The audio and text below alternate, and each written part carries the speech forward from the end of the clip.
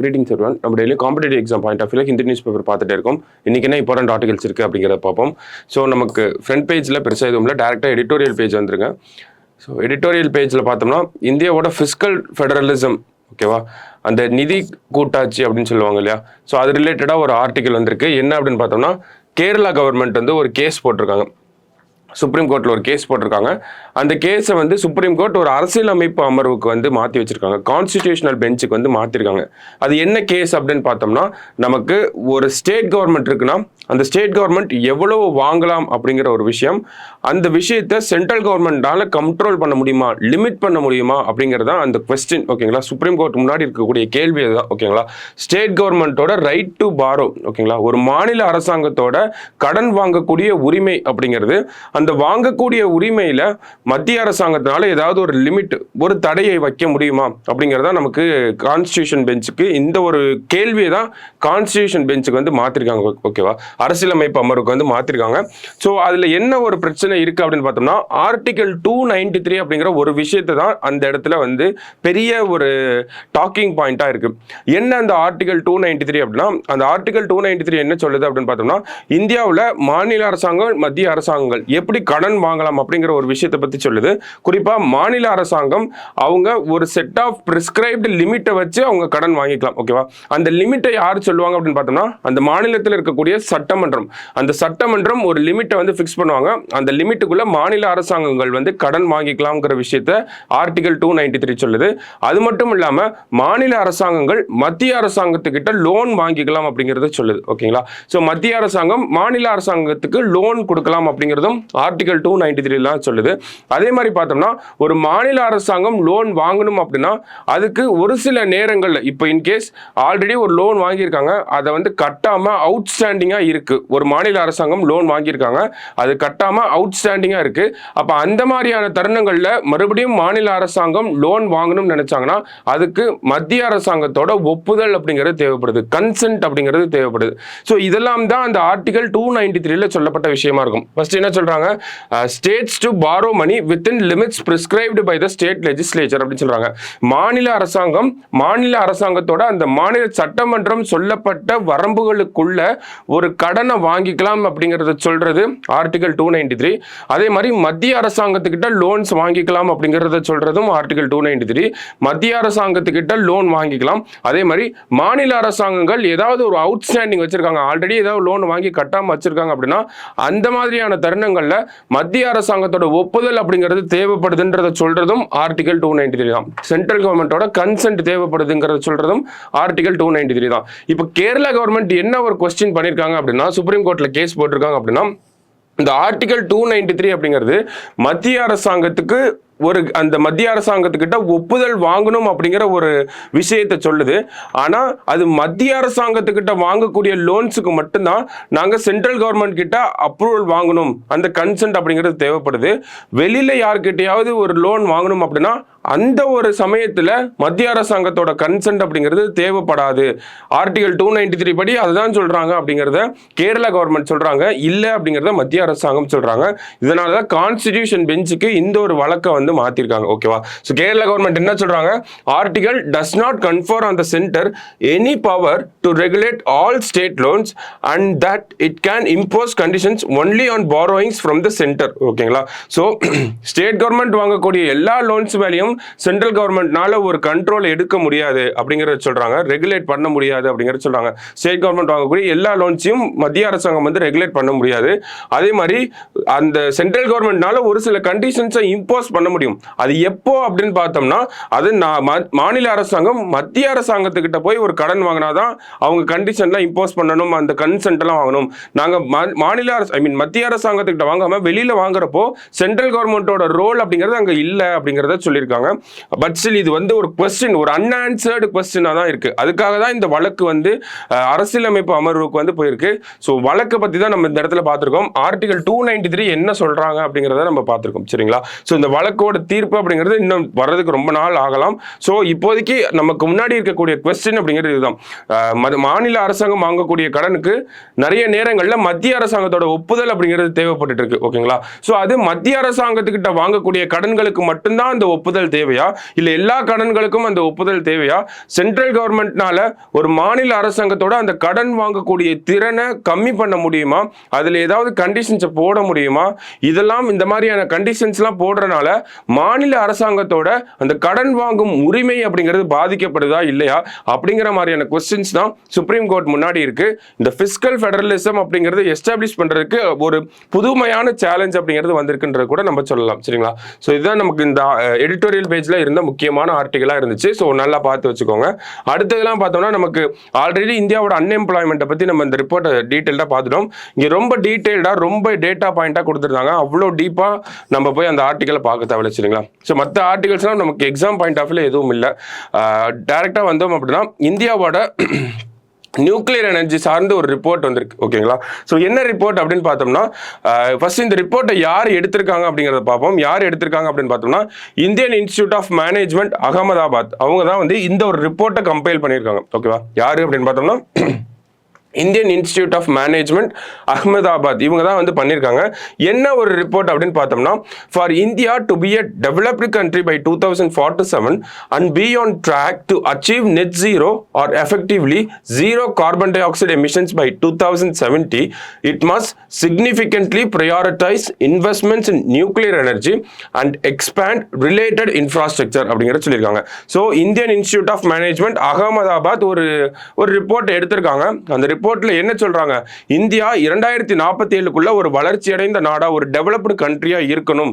அதே மாதிரி 2070 போல நம்ம அந்த நெட் ஜீரோ எமிஷன் அப்படிங்கறத அச்சீவ் பண்ணணும். இந்த மாதிரியான டார்கெட்ஸ் எல்லாம் நம்ம அச்சீவ் பண்ணணும் அப்படின்னா அதுக்கு இந்தியா அவங்களோட நியூக்ளியர் எனர்ஜில இன்வெஸ்ட்மெண்ட்டை அதிகப்படுத்தணும் அப்படிங்கறத சொல்லியிருக்காங்க. ஓகேவா? ஸோ அதை எப்படி சொல்றாங்க அப்படிங்கறத நம்ம பார்ப்போம். ஃபர்ஸ்ட் இந்த 2070க்குள்ள நெட் ஜீரோ அப்படிங்கறது சொல்லியிருக்காங்க. First net zero carbon emission அப்படின்னா நம்ம என்விரான்மெண்ட்ல எவ்வளவு கார்பனை ரிலீஸ் பண்றோம், என்விரான்மெண்ட்ல இருந்து எவ்வளவு கார்பனை நம்ம எடுக்கிறோம், கிளியர் பண்றோம் அப்படிங்கறத இந்த நெட் ஜீரோ அப்படிங்கறத சொல்லுவாங்க. அந்த நெட் ஜீரோ அப்படிங்கிற வார்த்தைக்கு அதுதான் அர்த்தம்.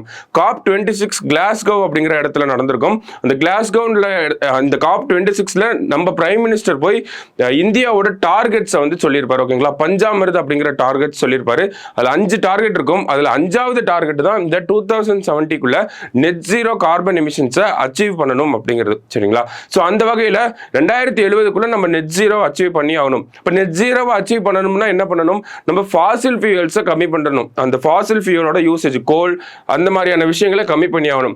அதே மாதிரி இன்னொரு டார்கெட் சொல்லியிருக்காங்க, 2047 போல நம்ம டெவலப்டு கண்ட்ரி ஆகணும். ஃபர்ஸ்ட் 2020 சொன்னாங்க, அப்புறம் 2047 போல ஒரு டெவலப்டு கண்ட்ரி ஆகணும் அப்படிங்கிறத சொல்லிட்டு இருக்காங்க. ஓகே, அரசாங்கம் சொல்லிக்கிட்டு இருக்கு. ஸோ அப்போ இந்த மாதிரியான விஷயங்களை அச்சீவ் பண்ணோம்னா இந்தியா அவங்களோட நியூக்ளியர் கேப்பபிலிட்டிஸ், நியூக்ளியர் எனர்ஜியை வந்து அதிகப்படுத்தணும் அப்படிங்கிறத சொல்றாங்க. ஸோ அது எப்படி அந்த ஒரு ஃபைண்டிங்க்கு வந்திருப்பாங்க அப்படின்னு பார்த்தோம்னா, ஒரு 3 சினாரியோஸை வந்து எடுத்திருப்பாங்க இந்த ஒரு ரிப்போர்ட் எடுத்த இந்த IIM. ஓகேவா? ஸோ என்ன பண்ணியிருப்பாங்க அப்படின்னா 3 சினாரியோஸ் இருக்கிறாங்க. ஃபர்ஸ்ட் இந்தியாவோட நியூக்ளியர் எனர்ஜியில் இன்வெஸ்ட்மெண்ட் பண்றாங்க. அடுத்தது இந்தியாவோட growth-ஐ ஃபாசில் ஃபியூயலை வச்சு மெஷர் பண்றாங்க.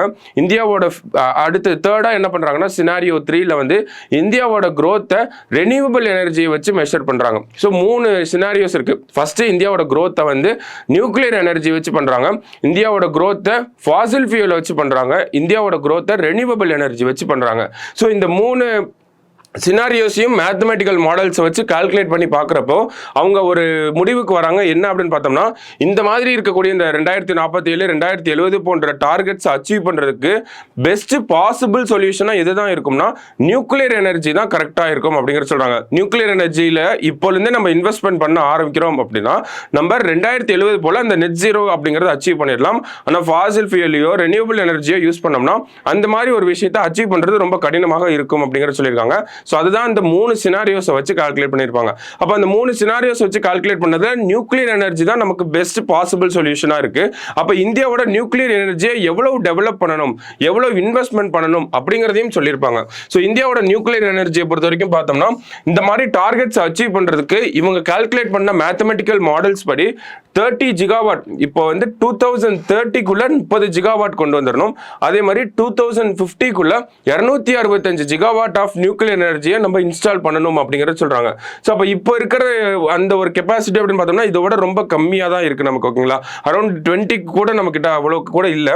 So 30 gigawatt by 2030 and 265 gigawatt by 2050 அப்படிங்கிறத சொல்லியிருக்காங்க. அது எப்படி பெர்ஸ்பெக்டிவாக நம்ம பார்த்தோம் அப்படின்னா it means nuclear power contributing 4% of India's total energy by 2030 and 30% by 2050. அதாவது இந்தியாவோட அந்த எலக்ட்ரிசிட்டி எனர்ஜி தேவைகளில் டோட்டலாக 4% 2030க்குள்ள நியூக்ளியர் எனர்ஜிலேருந்து வரணும். 2050க்குள்ள இந்தியாவோட அந்த எனர்ஜி ரெக்குவயர்மெண்ட்ஸ் இருக்கு இல்லையா, அந்த தேவைகள் வந்து 30% நியூக்ளியர் எனர்ஜிலேருந்து வந்தால் மட்டும்தான் நம்மளால இந்த மாதிரியான டார்கெட்ஸை அச்சீவ் பண்ண முடியும் அப்படிங்கிறத சொல்கிறாங்க. ஓகேங்களா, ஸோ அப்போ அதுக்கு என்ன தேவை அப்படின்னு பார்த்தோன்னா நமக்கு நியூக்ளியர் எனர்ஜியில் இன்வெஸ்ட்மெண்ட் தேவை. டபுளிங் ஆஃப் இன்வெஸ்ட்மெண்ட், இப்போ இருக்கக்கூடிய இன்வெஸ்ட்மெண்ட்டோட டபுள் மடங்கு ட்ரிபிள் மடங்கு பண்ணணும் அப்படிங்கிறத சொல்கிறாங்க. அதே மாதிரி யுரேனியமோட அவைலபிலிட்டியை நம்ம என்ஷூர் பண்ணிட்டே இருக்கணும். ஏன்னா யுரேனியம் அப்படிங்கிறது நிறைய ரெகுலேஷன்ஸ் பண்ணி ரெகுலேட் பண்ணப்பட்ட ஒரு சப்ஸ்டன்ஸா இருக்கும். ஓகேவா, ஸோ அப்போ யுரேனியமோட அந்த அவைலபிலிட்டியை நம்ம என்ஷூர் பண்ணிட்டே இருக்கணும் அப்படிங்கிறத சொல்றாங்க. அதே மாதிரி இன்வெஸ்ட்மெண்ட் அப்படிங்கிறத பார்த்தோம்னா க்ளோஸ்லி நமக்கு 150 to 200 லட்சம் கோடி இந்த ஒரு விஷயம் அச்சீவ் பண்றதுக்கு நமக்கு தேவைப்படும்.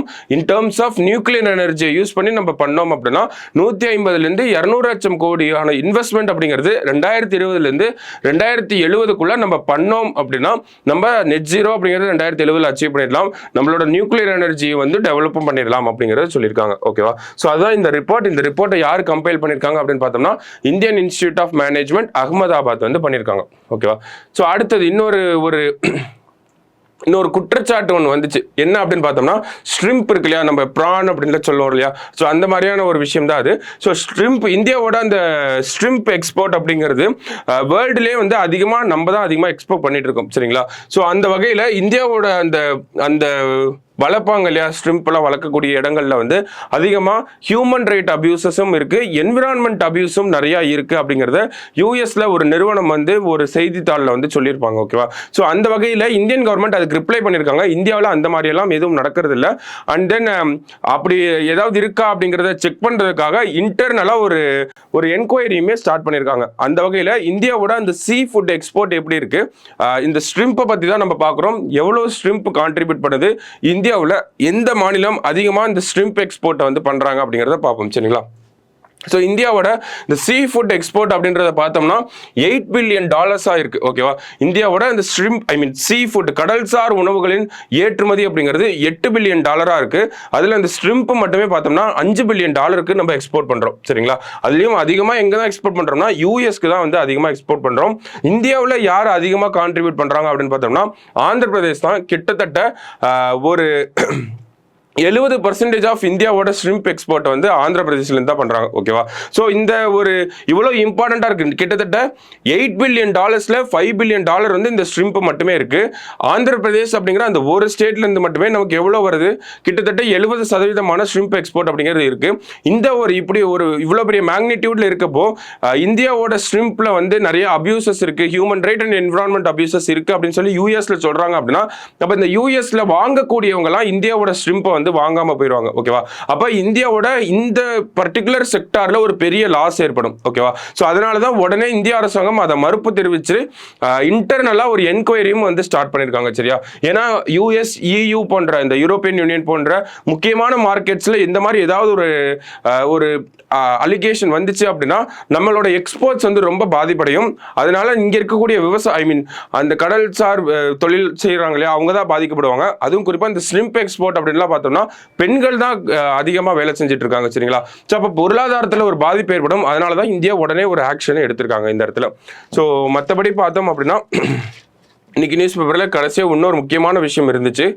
என்ன அப்படின்னு பார்த்தோம்னா ஜிம்பாவே வந்து என்ன சொல்லியிருக்காங்கன்னா, Zimbabwe declared drought and national disaster on Wednesday with President Emerson Mnangagwa saying the country needed $2 billion in aid to help millions of people who are going hungry அப்படிங்கிற சொல்லியிருக்காங்க.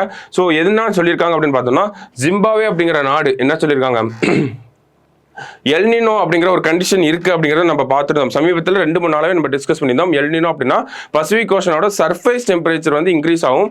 அதனால நமக்கு அந்த மான்சூன் காற்றெல்லாம் போயிடும், நிறைய வெப்பம் அதிகமா இருக்கும், அந்த வறட்சி போன்ற நிலை அப்படிங்கிறது அதிகமா இருக்கும் அப்படின்னு சொல்லியிருந்தோம்.